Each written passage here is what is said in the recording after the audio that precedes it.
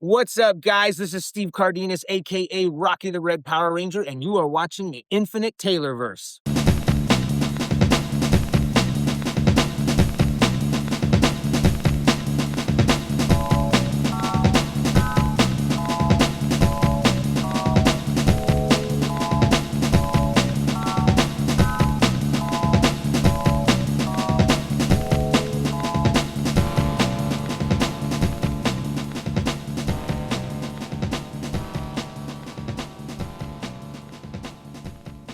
Warning. Red alert. Ay, ay, ay, ay, ay! Danger, Will Robinson. Danger! That's the emergency alert. This episode is full of spoilers for some of the latest and greatest nerdy movies and shows. Spoilers. Listener discretion is advised. What's up, everybody? Welcome to the Infinite Taylorverse podcast. I'm Billie Taylor. And I'm Taylor Oxner. And this week we're back, you guys. It's kind of a special episode. We're going to take a little time to highlight some of the really cool things that happened at Missouri Comic-Con over the weekend. And then we'll wrap it up with some of the latest news for the week. But before we jump into anything, Taylor, what have you been nerding out about this week, man? This week is WrestleMania weekend. So it's a big deal for me. Took the day off work. Nice. Yeah. So it's a 2-day thing. So it's in Vegas again this year. I'm not going, but we'll be watching live. And yeah, I get to eat a lot of snacks and it's a good time. Yeah. A lot of good fights. Oh, yeah. As someone who doesn't really watch the same as you do, you know all the formats and all the things. Do they announce who's going to fight and all that? And if they do, who are you looking forward to the most? They've already announced the cards for both days, which Okay. a card is, if you don't know what that term means, it's all the matches for that day is a card. So Gotcha. on a card you have an ungodly amount of matches. I think it's 6 per day, I think, this year, which is pretty awesome. The two biggest matches are Randy Orton and Cody Rhodes on day 1, and then day 2 is CM Punk and Roman Reigns. But the one I'm looking forward to the most is the Obafemi versus Brock Lesnar. So I'm really excited about that one. I really want to see Brock Lesnar get beat really badly. Is he a heel? Yeah, he's a heel. He's definitely a heel. And Obafemi is just awesome, like aura, and he's just, that dude's crazy big, and I don't know, I like him a lot. He's kind of gotten really popular very, very fast. So I'm excited to see what they do with that character and whatnot. But yeah, that match to me is probably the match I want to see the most. But there are like a lot of really good matches. Like the two I mentioned before, I really want to watch. But there's not a match on the card I don't want to watch this year. Previous years, there have been matches that I'm like, whatever. But like this year, every match is a must-see match. Nice. Yeah, so I'll do a rundown of that on next week's episode. Perfect. For a wrestling fan, is this like the Super Bowl? It is the Super Bowl for wrestling, except it's way longer and it's 2 days instead of just 1 day. Nice. Yeah. Well, cool. I look forward to you getting to watch that. It's pretty cool. And like I said, we always do Super Bowl foods and things like that. So it's good eating and, you know, it's fun. The kid loves it. You know, what's there not to love? I get to sit around and watch a bunch of dudes and women beat the crap out of each other and storylines. Good food. Yeah, and this year they're doing a lot of storyline stuff that's like, finally, that's happening. You know what I mean? So I'm excited to see the end of a decent amount of storylines that have been going on for a little too long. So that's exciting. Nice. Well, for me, my nerding out is 100% from my time at Missouri Comic-Con. So we can kind of just jump into that. I know if anyone listening listened to our episode a couple of weeks ago, you got to hear a rundown of all the cool guests that were going to be there. And I'll just talk about who I got to interact with. And I'm going to throw in some interviews for you guys to listen to. It was a lot of fun. It was hard to pick who might have been my favorite person to interact with because they were all different, but it was really cool to get in line and meet Alan Tudyk from Firefly and Resident Alien and Star Wars and Harley Quinn. Like, he's been the Joker, he's been Clayface, he's been Superman in that Justice League War. He's been so many amazing characters. He's been in Disney, he's been in Moana, Frozen, Wreck-It Ralph. The man's IMDb list is outrageously long, but he was so kind and so cool. It was definitely awesome to meet him. His line was, if you've ever been to a con, his was probably the longest one at the con. So it was a very, very, very brief interaction, but he was just so nice. And I always love when these people act like they want to be there, and he definitely acted that way. So that was awesome. That's cool. Did you meet other Firefly people? Yeah. With him, he also signed my wash from Firefly Pop. And then the other person from Firefly was Jewel State, who played Kaylee from Firefly. She was so cool. She's a childhood crush of mine. Right? Did you watch Space Cases when you were little? Not Space Cases, but Flash Forward. Yep, yep. Space Cases was out. It was either right before or right after. I think it was after Power Rangers, the original seasons, and she was one of the crewmen on that ship. Yeah, she had like bright colored hair. Yep, yep. I think Catalina was her character, and she was on there Yeah. with Walter Jones, the first Black Ranger from Power Rangers. But that's what I liked her from as a little kid. And then, of course, as an adult, she's Kaylee on Firefly, the mechanic, and Hmm.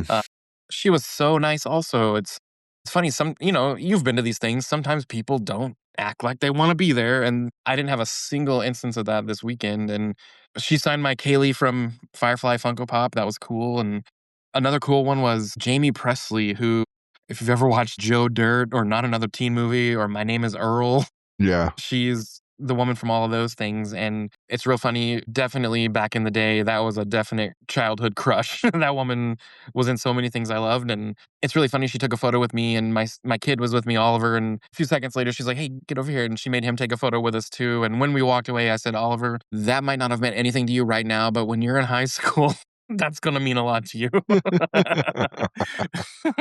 But she was very kind as well. Let's see, Brent Spiner, who's Data from Star Trek.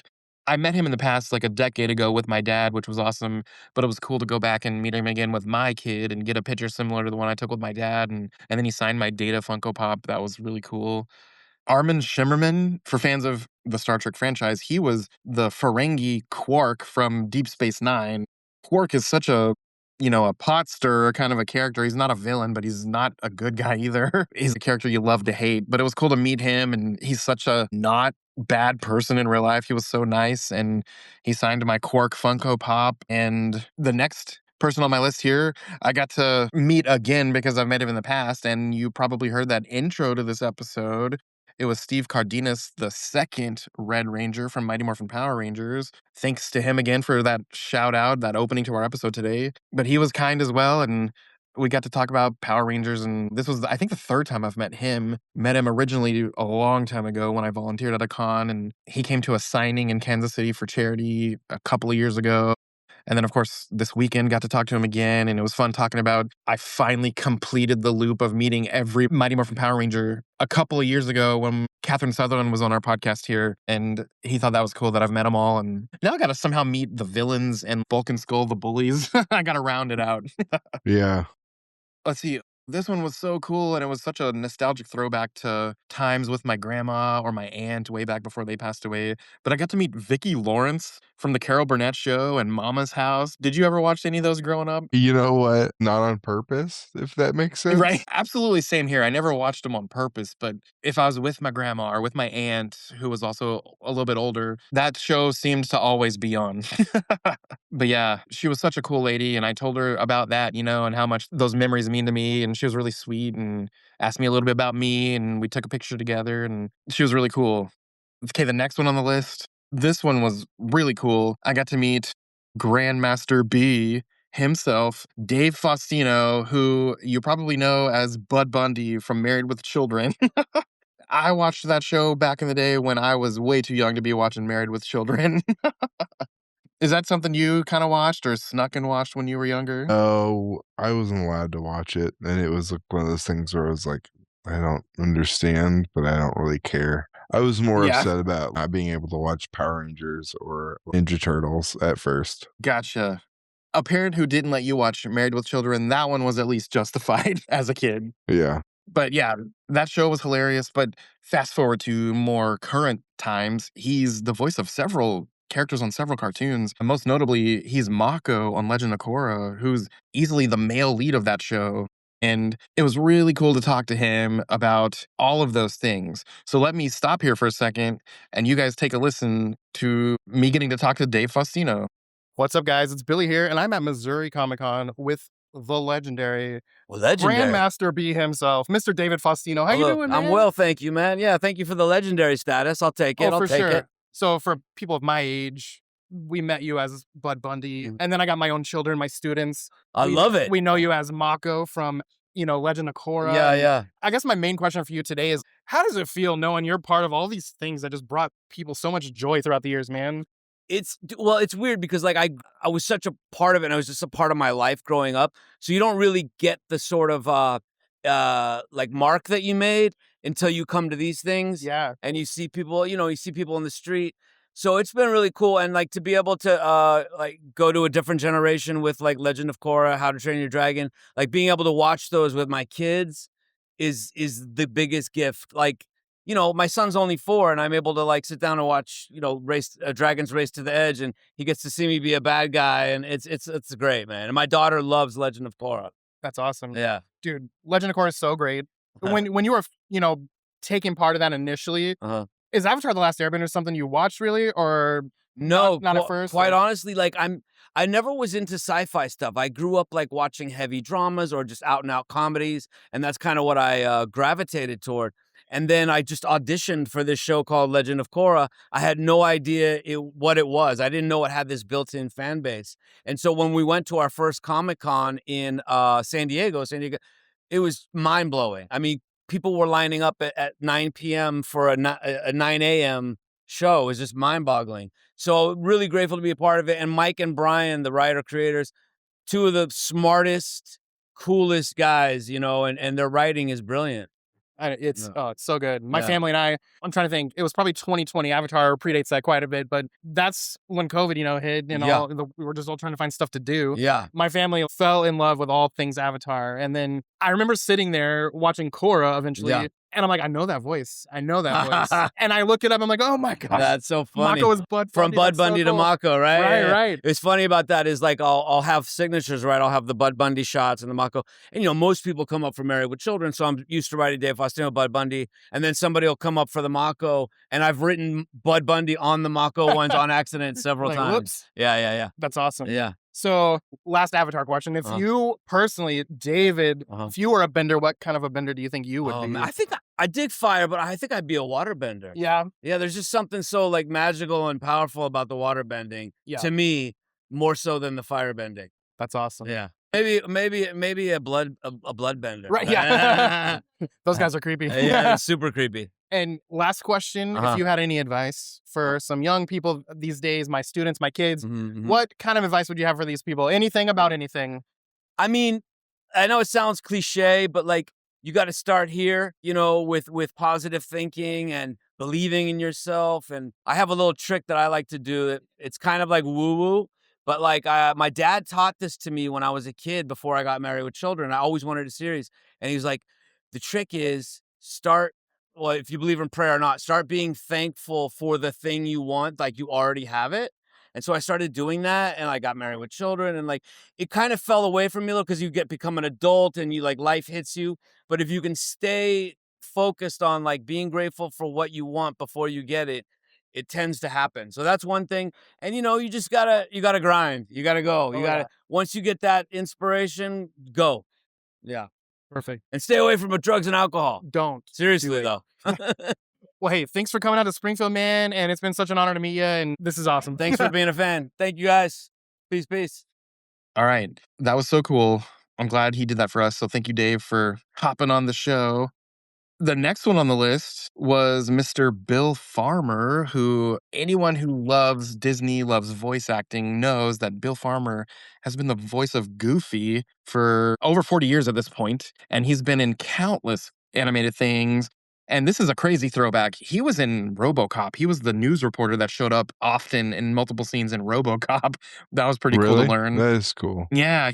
He said a few cool things about the kind of movies he watches, which is more akin to scary things like RoboCop and other things. But he was very gracious with his time. He jumped into some of his voices, which was awesome. But let me pause here for a second, and you guys listen to the conversation with Bill Farmer. What's up, guys? It's Billie here, and I'm at Springfield, Missouri Comic-Con, and I'm with Disney legend, Mr. Bill Farmer. How you doing, man? Gosh, I'm doing okay. It's nice to see you. Yeah. And From that introduction there, I don't know if you could tell, this, like I said, Disney legend, he's been the voice of Goofy for decades at this point. Yeah, almost 40 years now. Yeah, and not only Goofy, but you've been in so many things that bring so many people joy. You've been some of the Looney Tunes characters Yes. and all Mhm. kinds of stuff. My main question in situations like this is, what kind of joy does it give you to know that you've brought so many people joy over all these years? That's where Comic-Cons come in because I get to meet the fans and I hear their stories. I don't get that in the booth. I have the simple joy of doing these characters that I love so much and try and bring my best to them. But hearing the fans and how it affects them is really where the joy comes from. That's awesome. And I know you've done so many voices. Obviously, whenever I think of Goofy, you come to mind. I've come to so many of these events and stuff. But for you personally, outside of Goofy, what's probably been the most fun character, Oh maybe? my gosh. One of the fun ones is this one right here. This Oh, is yeah. Hop Pop from Amphibia, who's kind of a West Texas kind of a guy right there. But he was a lot of fun because I got to come up with that voice myself. Yep. And then I'm getting up there. I'm in my 40s now, and other folks getting up there. All these Looney Tunes characters. You were Sylvester. I did in Space Jam. Yep. I was Sylvester. Different fuckatage. They're monsters.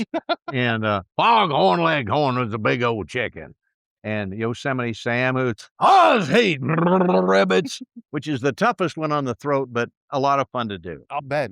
Okay, so you know that all of us fans at events like this and everything love your work. When you're just hanging out at home and you have a minute to watch something entertaining, what's your go-to? What do you like watching? Oh my gosh. I'm kind of a horror fan, believe it Okay. or not. And I've been in a couple of little horror films. I was in the original RoboCop. Now, Yep. that's not really a horror film, but I did a kind of a monster film just a couple of years ago called Desert Shadows. And I did an independent film up in Reno. And I said I'd be in the movie if I can get killed by the monster. And they did. That's amazing. That was fun. Well, I guess before we wrap it up here, one last question for you. So I think I mentioned earlier I'm a high school teacher in my day job. And if Goofy had some advice for a bunch of high school kids, looking ahead of their future, what might he say to these guys? Borscht, if you fall down, get up. Keep on going. It's no use just laying there on the ground forever. You got to keep up and keep going and get up and keep going and just get on your feet and try again. Amazing. Well, sir, thank you so much for your time today. And it's just been a pleasure to meet you and talk to you, and appreciate your time. My pleasure. Thanks. Awesome. Yeah, that was so cool. I love that he jumped into his voices. And again, thank you, Bill, for your time. Let's see, the next person on the list for, millennials like us, we watched things like Even Stevens and Kim Possible and all of those fun shows. But I got to meet Christy Carlson Romano, who was very lovely, very kind. We got to talking about a few things. And when I went to ask her, like, hey, I do this fun pop culture podcast. Would you be willing to give me a few minutes of your time? And she said, you know what? I normally never, ever say yes, but I want to say yes to you for some reason. And I was like, oh, okay. So I came back a little bit later when her line was not crazy, and we had a really fun conversation. She signed my Kim Possible Funko Pop. I forgot to mention Bill Farmer signed my Goofy Pop. That was awesome. Oh, and Dave Faustino signed my Mako Pop. So that was fun too. But let me pause for a second here and you guys listen to this conversation with Christy Carlson Romano.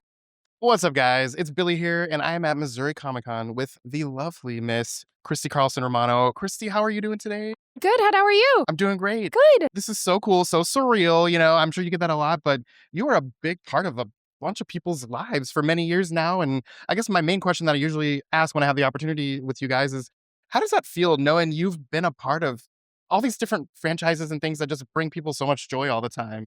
I certainly didn't understand what nostalgia was when we were doing it. I knew that the kids liked it and they would grow up on it and maybe show it to their kids. But the level of nostalgia that millennials have is very different and unique than, say, Gen Z, Gen Right. Alpha, because I think social media has sort of, taken over how we get our images and our movies. And I'm very grateful that I'm online and I've kind of pivoted and stuff.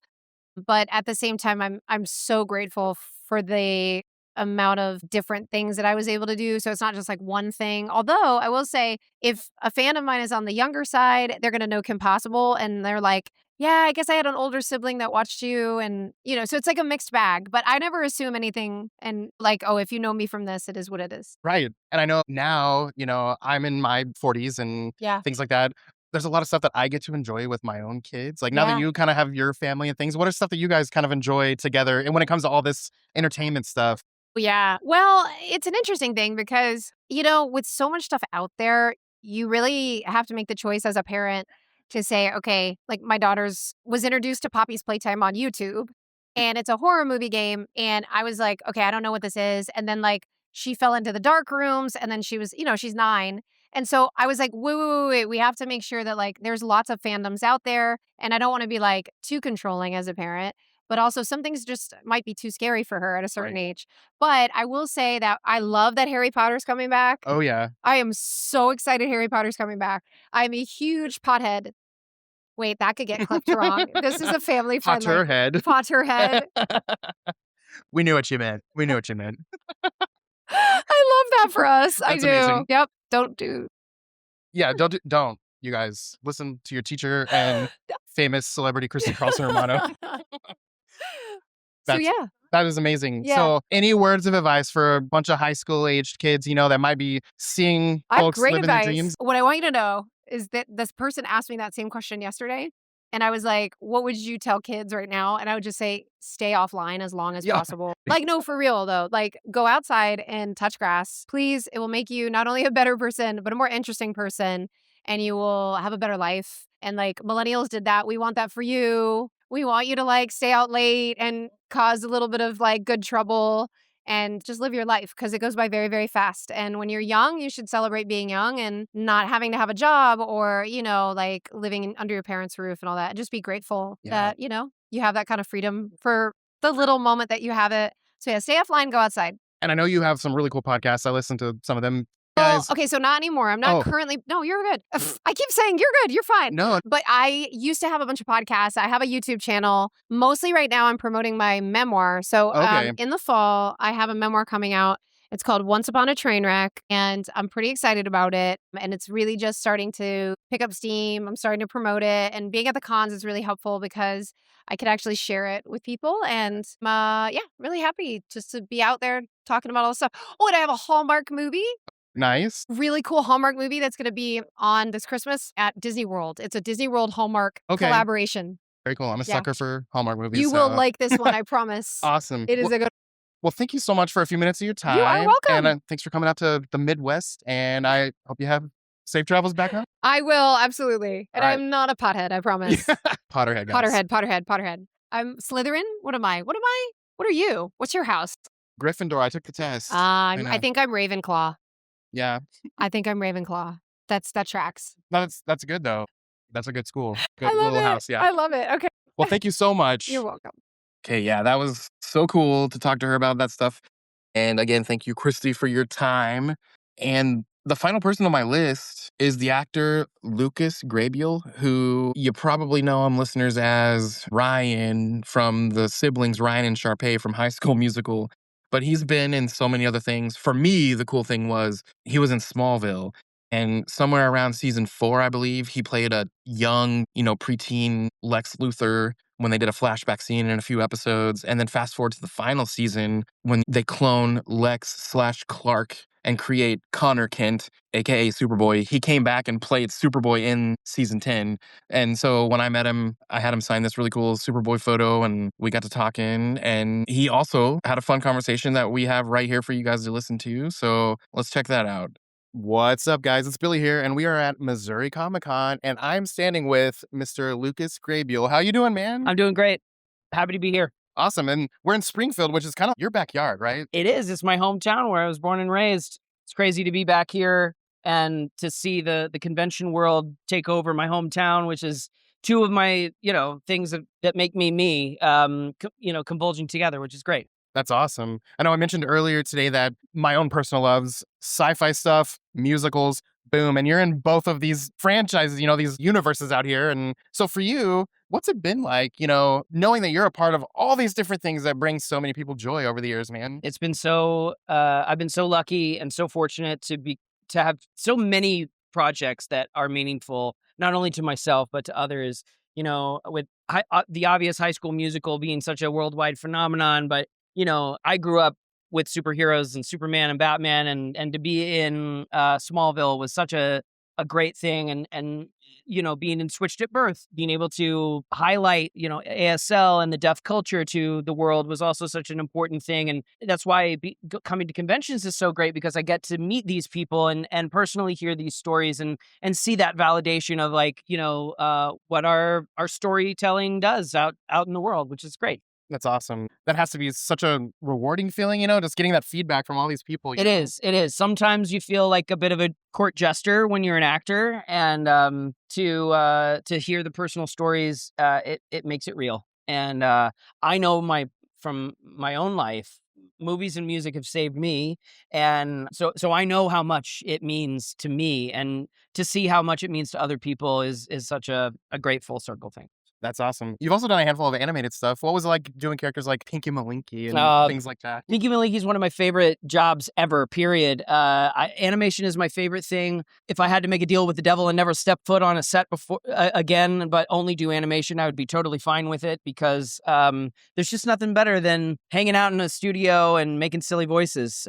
So yeah, that and Family Guy and Robot Chicken. I've just gotten to do so many cool things. I pinch myself every day. I feel very lucky. That's awesome. Well, hey, before we wrap this up, any words of wisdom you'd want to say to a bunch of young kids out there aspiring for similar things? I think what's really important, especially today, is that we think about others. And a lot of times when we are going on an artist journey, we are thinking about ourselves a lot. And compassion is something that is missing. And I think we all need to just look out a little bit and see what other people are feeling, and listen. And I think being a good person makes you a better artist, and always learning, never saying no to anything, learning new experiences, learning how to learn better. That's it's just so important. The last thing we need is another dumb artist out in the world. And I say artist, I really mean actor. Sure. Awesome. But yeah. Well, hey, man, thank you so much for your time. Thank you. Any last minute words? Yeah, I wanted to give a special shout out to Bonner Springs High School, especially Charlie Taylor. I know you're a big fan of High School Musical, and I want to thank you for all your support over the years. So awesome. Love you guys. Thanks, man. Appreciate it. Thank you. Yeah, that was so cool of him. Thank you for your time, Lucas. And it's funny, my kids love this show that he was in called Pinky Malinky. Have you ever heard of that one, Taylor? It's a kid show. No. It's goofy, kind of like Adventure Time or Okay. a regular show or those type of shows.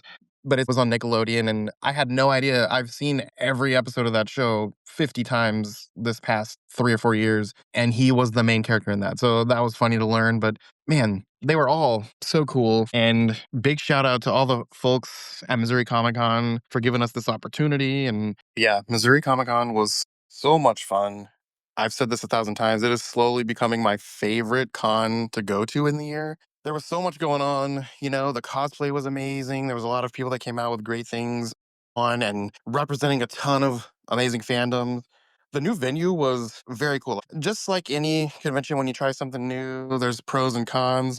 But the new space at the fairgrounds, using the 3 really large buildings that were a little spread out, but it made for a lot of room. So it just didn't feel like sardines arm to arm. So it was kind of nice. And the weather wasn't amazing, but you can't control that, obviously. But having said that, they had a shuttle bus going around, kind of, taking people from building to building. Obviously, people with perhaps some kind of mobility issue, they got first priority. The thing was going nonstop all day. So if you wanted to avoid a little bit of the rain, that was available. That was extremely awesome. And yeah, the stuff was just grouped in a nice way, if that makes sense. All the like things were kind of together, and there was a lot of room in the celebrity areas. There was a lot of room in the vendor areas. And speaking of vendors, there was such a diverse amount of things that you might want to see. And my goodness, there were so many affordable things. I left with maybe 3 shirts on top of the stuff I normally would have gotten at a convention. I normally don't buy shirts. Maybe this makes me a cheapskate, but people tend to charge so much money for something like, I don't know, you could get other places not as expensive, but there were, for example, some vendors that had shirts for a third of the price as most places that I see at these events. And anyway, that's just one example of some of the great stuff that was going on. Obviously, you heard those interviews. The celebrities were amazing. Yeah, I have nothing but great things to say about Missouri Comic Con, and I cannot wait for their future events and to continue to be a part of it because it's so much fun, and the people that put it on do such a fantastic job. And shout out to all of those guys. But yeah, make sure you guys mark your calendars for next year's event. I know they've got something else coming up in Springfield this October, so go to their social media and their website and see this new event that they have coming. But yeah, mark your calendars, check them out if you haven't. If you did, I know you had a great time. But yeah, it was amazing. Don't miss the next one. I look forward to their event every year. It's so much fun. It's awesome. That was kind of the highlights from Missouri Comic Con. I had fun with, my son Oliver. His birthday is this week, so our goal was he needed some Pokemon cards because we've been trying to find those. But as anyone knows that tries to find those things right now, the scalpers be scalping. Yeah. So those are hard to come by. But there were some good ones at the event and had a little fun shopping. We were in the Springfield/Branson area, so had to stop into the Buc-ee's, get some beaver nuggets. Yeah. Were they good? Oh, yeah. So good. Spoiler alert, if any of my kids' teachers are listening, my wife asked me for Teacher Appreciation Week, which is coming up in a couple of weeks. She said to please get all the kids' teachers a bag of beaver nuggets. But yeah, fun weekend. And let's go ahead now and kind of just jump into some of the news that's coming up. There's not a ton this week, but Marvel's got a bit of news as usual. Did you happen to see last week when they released the trailer for the upcoming Punisher special? You know what? I have the trailer saved and I keep meaning to watch it and I keep forgetting about it. I saved it literally within minutes of them posting it because I was with the kid and I still not be able to get myself to watch it. It's really making me upset because every time it's brought up, I'm like, oh yeah. I've done that so many times with so many things, but that one looks good. I like the timing of this all. Daredevil's going to finish the next week. The Punisher thing's going to come out. And then the next either week or two, Spider-Man Brand New Day comes out. So it's boom, boom, boom. Those things are all going to hit. And I think that's awesome timing. I can't wait. Also, speaking of Daredevil, are you caught up yet? I am caught up. So you saw the last episode with the boxing match and everything? Yes. Okay, so spoilers to the listeners. That ending was a little bit crazy. A little bit. I think when they threw the little tchotchke looking statue thing with Wilson Fisk's head over New York or whatever, and you think Bullseye's going to throw it at his wife and kill her, but Kingpin smashes it with his, boxing belt and the glass shards fly everywhere. And one of those friggin' hit her in the head. And by all means, it looks like she's dead. Maybe she won't be dead. Maybe she is dead. We'll see this week. But that was crazy. I feel like he's about to turn full Kingpin without her there to slow him down a little bit. Well, I think that he's going to have to wind up doing what she's doing behind the scenes. Yeah. And that will cause that to leak in through everything else. It'll make him sloppy as a mayor anyway. And that's my prediction for how it goes down. But I think it's only going to get worse for everyone. Yes. And Disney also just announced that the actor playing Bullseye, that character is about to get a special, kind of like Punisher's about to get. So we're going to get some backstory of him type Disney special, whatever they call those short movies that they do. But they're doing one of Bullseye coming out pretty soon. That would be interesting. I hope they don't humanize him. I want him to stay crazy psychotic. And bad. Yeah. Yes. They did that with Kingpin and tried to succeed a little bit. And then it's not Kingpin. You know what I mean? Let the bad be bad. Yeah, let the bad be bad. Especially characters like Bullseye. He's an assassin. He's rightfully insane. Just evil. It's also interesting. Like it's not, he likes his job. Like it's like he's someone who kills people and like truly enjoys it. So it's to me I don't understand why you would have to redeem that character. I'm not saying that that's what's going to happen, but Yeah. It's also interesting that actor that plays Bullseye, I believe his name is Wilson Bethel. He was in an interview recently talking about Daredevil, but it came up that he auditioned and was almost cast as Captain America. So that actor could have been our Captain America all these years, which is kind of crazy. Oh, that's way crazy. Did you also see, I didn't catch it at first, but I went back after I saw all the memes and stuff posted. The Watchers showed up in a recent episode of Daredevil. It was the scene when they were like outside. Yeah, there's this meme and people are like, nuh-uh. And then you go back and It's like, oh my gosh, there's the Watcher's outline, his face, his eyes, and everything in this glass. And it's like a blink and you'll miss it thing. But yeah, go back to that last episode when the fight gets taken outside and look, just pay attention to all the windows and you see the Watcher, which is crazy. And people are like, no, it's just a trick of the lights. But no, the showrunner of Daredevil confirmed that's what they saw. So that's kind of cool. Interesting. Okay, so this week out in the real world is CinemaCon, which goes through all kinds of movie type stuff. But the rumor right now, which is getting a lot of traction, is that they're going to finally release the Avengers Doomsday trailer during CinemaCon. So that is something I am very much looking forward to if it's true.